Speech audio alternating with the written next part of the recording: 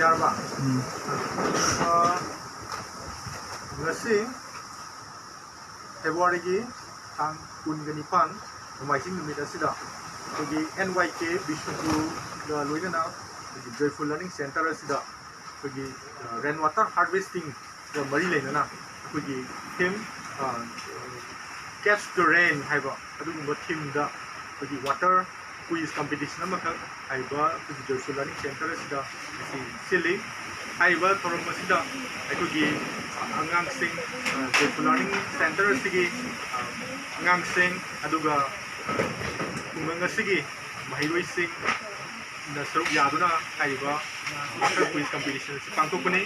haiba quiz competition asida kogi NYK Bishnupurna yamna chauna kogi mateng pibibaga loinana haiba quiz competition asi NYK Bishnupurgi saitagi sibibani loinana agi che Sophia NYK volunteers for the Liberty by TS Nasu, Yamna, Nali, the Hona Viduna, Music Oiba Society Sida, Ishingi, Darkaliba, Aduga Ishin Sibu, when the Matokram Naxi, Aduga rainwater harvesting Toguna, the water shortage Sibu. Laitana Wigidamaka Yamakan, Hona Vidiva, do Machine, Galuna and City, which is the learning center is the Aiba water quiz competition as a Shimbani. A quickie quiz competition is the Sarukani Legani, Sarukamana, could I bagi return Teso in a Legani, Aduga, Amana, question Hangaga, could be Atopa, Neom Singer Tonga Quiski, Momaduma, Aquina, Pantok Chabangam Gagasu, Angang Singoiba. Ishingi matangda aduga rainwater harvesting matangda leiba knowledge sing adu evaluate tongnaba adu gumba mongda semjaba adugumba quiz competition ne maramasina khoigi angang sing asibu khoi mayam puna thogat minaduna khoibu puning thogat piduna khoigi tungi damakta ishing asna marang kaina leinaba hona minasi volunteer habidi akhoina national volunteer haitare sisna akoi neriba kendra je akoi sije state ki nate central gi kaino neba under akoi Ministry of Youth Affairs and Sport ko main oina akoi kai Ministry of Youth Affairs and Sport ka collaborate to union minister na kaigina maina union minister na akoi collaborate to isa kaigina habida akoi di main oina NYK di akoi di na hasing angang noi guma mayang ga pun maneba noi bu sengol sagat panebe NYK di ka seng hai ta de dugi noi je kaino to tadi aware wai tadi kaino to deba makhata ba ahan sing leire makhata le noi na mu awareness pi deba kaigina da hoji akhoi le samna de akhoi le ram de ising je yam pa wa na tamin ising wa je khangde de na ko Chuchampur hairo adai Senapati Urkhul je ising yang wai ba mo hoji ising khangda de na ko well to je ising kang de na mo je yang wai ba ai sa mu Chuchampur le ko ising wa thingna e ba aduna men akhoi ngasi je water quiz se kaino gi manung chale ba knowledge competition gi manung chale ba ko akhoi gi NYK na to de je program yam me ba sigi kaino gi knowledge competition lai ra dai akhoi na si banner ga theli je campaign awareness campaign ne ba khangda ising noina ga ising manghali ba khwalari yaringa ising je manghalo je ising je yaringa ising je yokhase nong churakan ising ka maina tunga ga thamni nong ising ka maina thamni sine ba khoi men na khoi campaign je juna ba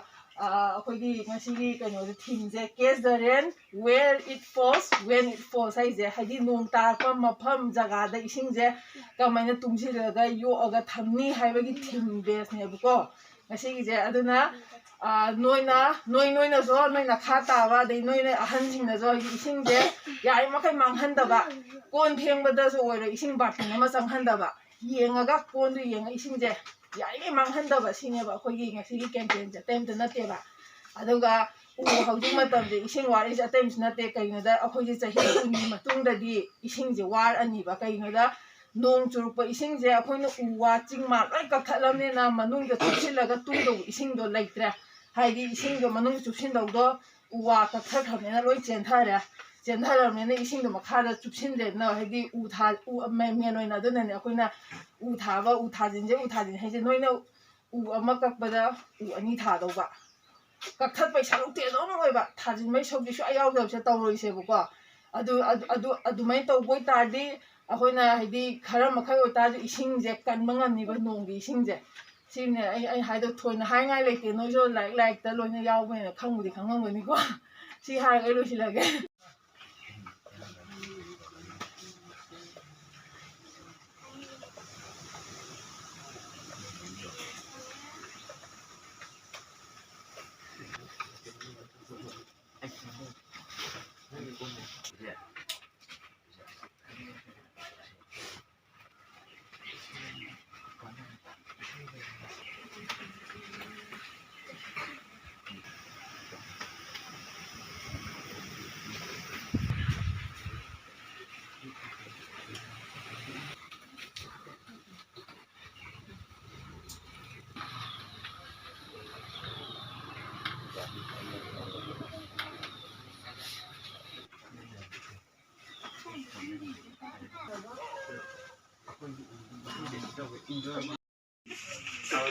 Which of the following can be recycled? Soda bottle, plastic spoons, paper plates, ziploc bags. Hariba makagi potsing sida recycle to boya basing soda bottle, plastic spoon, paper plates, ziploc bags. Plastic spoon. Plastic spoon. Yes, correct answer.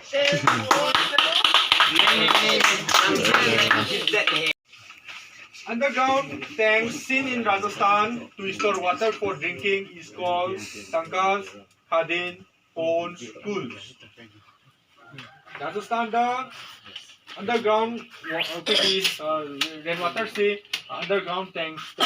sort away. Adugi underground tank dugi maming tankas kawi, khadin kawi, ponds kawi, pools kawi. Kiran answer.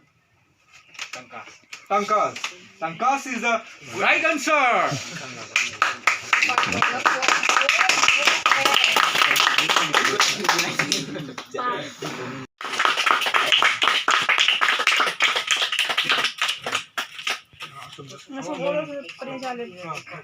소문을 우네.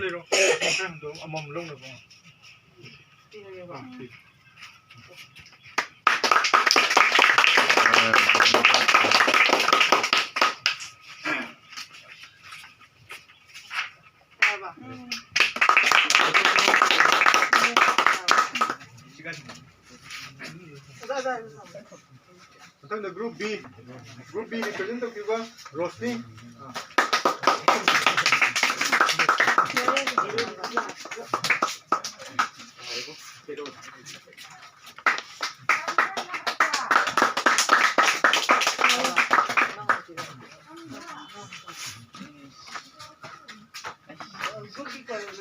Group C. Group C.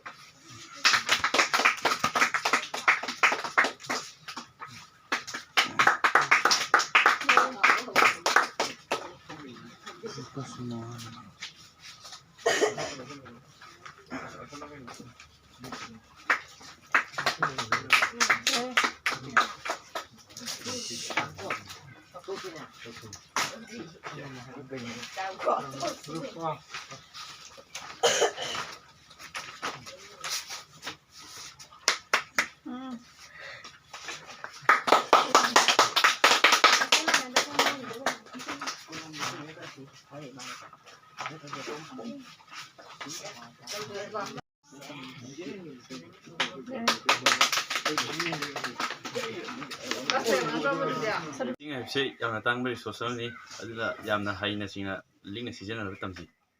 ꯍꯥꯏꯕ ꯋꯥꯐꯝꯁꯤ ꯃꯌꯥꯝ ꯊꯝꯖꯅꯤꯡꯏ ꯔꯣꯁꯅꯤ ꯀꯧꯋꯦ ꯑꯩꯒꯤ ꯂꯩꯐꯝꯅ ꯍꯩꯅꯧꯕꯣꯛ ꯑꯋꯥꯡ ꯅꯥꯃꯣꯏꯈꯨꯜ ꯑꯗꯨꯒ ꯑꯩꯅ ꯋꯥ ꯉꯥꯡꯖꯕꯗ ꯃꯌꯥꯝꯅ ꯁꯣꯏꯈꯤꯕ ꯂꯥꯟꯈꯤꯕ ꯈꯔ ꯉꯥꯛꯄꯤꯒꯅꯤ ꯏꯁꯤꯡ ꯍꯥꯏꯕꯁꯤ ꯑꯩꯈꯣꯏꯅ ꯐꯖꯅ ꯁꯤꯖꯤꯟꯅꯕꯤꯒꯗꯕꯅꯤ ꯑꯗꯨꯒ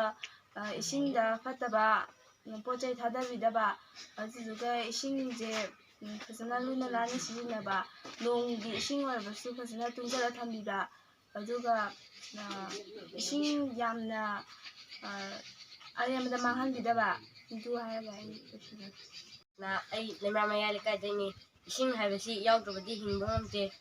ꯏꯁꯤꯡꯕꯨ ꯂꯤꯛꯅ ꯊꯝꯁꯤ ꯑꯁꯤ ꯍꯥꯏꯔꯒ ꯂꯣꯏꯁꯤꯟꯖꯔꯦ ꯁꯥꯊꯥꯕꯝ ꯗꯦꯕ꯭ꯔꯥꯖ ꯑꯩ ꯑꯋꯥꯡ ꯍꯩꯅꯧꯕꯣꯛꯇꯒꯤꯅꯤ ꯑꯩ ꯖꯣꯏꯐꯨꯜ ꯂꯔꯅꯤꯡ ꯁꯦꯟꯇꯔꯒꯤ ꯁꯥꯇ꯭ꯔ ꯑꯃ ꯑꯣꯏꯅ ꯑꯩꯅ ꯃꯌꯥꯝꯒꯤ ꯃꯐꯝꯗ ꯍꯥꯏꯖꯅꯤꯡꯕꯗꯤ ꯏꯁꯤꯡ ꯑꯁꯤ ꯂꯤꯛꯅ ꯊꯝꯁꯤ ꯏꯁꯤꯡ ꯌꯥꯎꯗꯅ ꯍꯤꯡꯕ ꯖꯤꯕ ꯑꯝꯇ ꯉꯝꯃꯣꯏ ꯃꯁꯤ ꯍꯥꯏꯔ ꯑꯩ ꯖꯣꯏꯐꯨꯜ ꯂꯔꯅꯤꯡ ꯁꯦꯟꯇꯔꯒꯤ ꯃꯦꯝꯕꯔ ꯑꯃ ꯑꯣꯏꯅ ꯃꯌꯥꯝ ꯏꯁꯤꯡ ꯂꯤꯛꯅ ꯁꯤꯖꯤꯟꯅꯁꯤ ꯏꯁꯤꯡ ꯌꯥꯎꯗꯕꯗ ꯄꯨꯟꯁꯤꯗ ꯀꯩꯁꯨ ꯃꯄꯨꯡ ꯐꯥꯅ ꯍꯤꯡꯕ ꯉꯝꯗꯦ ꯑꯗꯨꯅ ꯃꯌꯥꯝ ꯏꯁꯤꯡ ꯆꯦꯛꯁꯤꯟꯅ ꯂꯨ ꯅꯥꯟꯅ ꯐꯖꯅ ꯌꯣꯛꯈꯠꯂꯒ ꯐꯖꯅ ꯁꯤꯖꯤꯟꯅꯕ ꯇꯝꯁꯤ ꯑꯩꯅ ꯃꯌꯥꯝ ꯊꯝꯖꯅꯤꯡꯉꯤ ꯑꯩ ꯍꯩꯅꯧꯕꯣꯛ ꯑꯋꯥꯡ ꯂꯩꯀꯥꯏꯗꯒꯤꯅꯤ ꯑꯩ ꯀ꯭ꯂꯥꯁ 9 ꯀꯥꯖꯩꯏꯁꯤꯡ ꯑꯁꯤ ꯑꯩꯈꯣꯏ ꯃꯤꯑꯣꯏꯕꯅ ꯊꯛꯇ꯭ꯔꯒꯗꯤ ꯍꯤꯡꯕ ꯉꯝꯃꯣꯏ ꯑꯗꯨꯅ ꯏꯁꯤꯡꯁꯤ ꯌꯥꯝꯅ ꯂꯤꯛꯅ ꯑꯃꯗꯤ ꯏꯁꯤꯡ ꯇꯨꯡꯁꯤꯟꯕꯒꯤ ꯍꯩꯅꯕꯤꯁꯤ ꯃꯌꯥꯝꯅ ꯊꯝꯗꯨꯅ ꯏꯁꯤꯡ ꯋꯥꯠꯇꯕ ꯂꯝꯗꯝ ꯑꯃ ꯁꯦꯝꯃꯁꯤ ꯁꯣꯁꯤꯌꯦꯜ ꯍꯩꯅꯧꯕꯣꯛ ꯑꯋꯥꯡ ꯅꯃꯣꯏꯈꯨꯜꯗꯒꯤꯅꯦ ꯑꯩꯅ ꯉꯁꯤꯒꯤ ꯋꯥꯇꯔ ꯀ꯭ꯋꯤꯖ ꯀꯝꯄꯤꯇꯤꯁꯟ ꯑꯁꯤꯗ ꯍꯥꯏꯅꯤꯡꯕꯗꯤ ꯏꯁꯤꯡ ꯑꯁꯤ ꯊꯋꯥꯏ ꯄꯥꯟꯕ ꯖꯤꯕ ꯈꯨꯗꯤꯡꯃꯛꯇ ꯇꯉꯥꯏꯐꯗꯅ ꯗꯔꯀꯥꯔ ꯑꯃ ꯑꯣꯏ ꯑꯗꯨꯅ ꯏꯁꯤꯡ ꯑꯁꯤ ꯂꯨꯅ ꯅꯥꯟꯅ ꯆꯦꯛꯁꯤꯟꯅ ꯊꯝꯁꯤ ꯍꯥꯏꯅꯤꯡꯉꯤ ꯀꯧꯏ ꯍꯩꯅꯧꯕꯣꯛ ꯑꯋꯥꯡ ꯅꯃꯣꯏꯈꯨꯜꯗꯒꯤꯅꯤ ꯏꯁꯤꯡ ꯍꯥꯏꯕꯁꯤ ꯃꯤꯑꯣꯏꯕꯗ ꯌꯥꯝꯅ ꯗꯔꯀꯥꯔ ꯇꯥꯏ ꯃꯔꯝ ꯑꯁꯤꯅ ꯇꯨꯡꯒꯤ ꯃꯤꯔꯣꯜꯒꯤꯗꯃꯛ ꯏꯁꯤꯡ ꯑꯁꯤ ꯌꯣꯛꯈꯠꯇꯨꯅ ꯃꯥꯡꯍꯟꯗꯕꯤ ꯊꯝꯁꯤ ꯃꯁꯤ ꯍꯥꯏꯖꯔꯒ ꯑꯩꯒꯤ ꯃꯤꯡ ꯁꯣꯔꯈꯥꯏꯕꯝ ꯗꯦꯕꯤꯠꯆꯟ ꯉꯁꯤꯒꯤ ꯖꯣꯏꯐꯨꯜ ꯂꯔꯅꯤꯡ ꯁꯦꯟꯇꯔꯒꯤ ꯁꯥꯇ꯭ꯔ ꯑꯃ ꯑꯣꯏꯅ ꯑꯁꯤ ꯊꯧꯔꯝ ꯑꯁꯤ ꯋꯥꯇꯔ ꯀ꯭ꯋꯤꯖ ꯀꯝꯄꯤꯇꯤꯁꯟ ꯑꯁꯤꯒꯤ ꯃꯇꯦꯡ ꯂꯧꯗꯨꯅ ꯋꯥꯐꯝ ꯈꯛꯇꯪ ꯊꯝꯖꯒꯦ ꯋꯥꯐꯝ ꯑꯗꯨꯗꯤ ꯏꯁꯤꯡ ꯍꯥꯏꯕꯁꯤ ꯌꯥꯝꯅ ꯂꯨꯕ ꯔꯤꯁꯣꯔꯁ ꯑꯃꯅꯤ ꯃꯔꯝ ꯑꯁꯤꯅ ꯏꯁꯤꯡ ꯑꯁꯤꯕꯨ ꯂꯤꯛꯅ ꯁꯤꯖꯤꯟꯅꯕ ꯑꯃ ꯆꯪꯉꯦ ꯃꯁꯤ ꯍꯥꯏꯔꯒ ꯊꯝꯖꯒꯦ ꯋꯥꯇꯔ ꯀ꯭ꯋꯤꯖ ꯀꯝꯄꯤꯇꯤꯁꯟ ꯑꯁꯤꯒꯤ ꯃꯇꯦꯡ ꯂꯧꯖꯔꯒ ꯑꯩꯅ ꯋꯥꯐꯝ ꯈꯔ ꯊꯝꯖꯅꯤꯡꯕꯗꯤ ꯄ꯭ꯔꯤꯊꯤꯕꯤꯒꯤ ꯑꯇꯣꯞꯄ ꯄ꯭ꯂꯥꯅꯦꯠ ꯑꯃꯠꯇ ꯋꯥꯇꯔ ꯍꯥꯏꯕꯗꯤ ꯏꯁꯤꯡ ꯖꯤꯕ ꯄꯥꯟꯕ ꯑꯝꯇ ꯂꯩꯇꯦ ꯑꯥꯔꯠꯁꯤ ꯅꯠꯇꯅ ꯍꯥꯏꯕꯗꯤ ꯑꯥꯔꯠꯁꯤꯗ ꯖꯤꯕ ꯄꯥꯟꯕ ꯃꯌꯥꯝ ꯂꯩ ꯃꯔꯝ ꯑꯁꯤꯗꯒꯤ ꯏꯁꯤꯡ ꯍꯥꯏꯕꯁꯤ ꯖꯤꯕ ꯄꯥꯟꯕꯗ ꯂꯣꯏꯅ ꯗꯔꯀꯥꯔ ꯇꯥꯏ ꯃꯔꯝ ꯑꯁꯤꯅ ꯏꯁꯤꯡ ꯑꯁꯤ ꯂꯨꯅ ꯅꯥꯟꯅ ꯊꯝꯁꯤ ꯋꯥꯐꯝ ꯑꯁꯤ ꯍꯥꯏꯔꯒ ꯑꯩ ꯂꯣꯏꯁꯤꯟꯖꯒꯦ ꯕꯤꯁꯣꯔꯖꯤ ꯀꯧꯏ ꯑꯩꯒꯤ ꯂꯩꯐꯝ ꯂꯩꯃꯥꯡꯗꯩꯅꯤ ꯏꯁꯤꯡꯕꯨ ꯂꯤꯛꯅ Let us take a water pledge today. Come. So,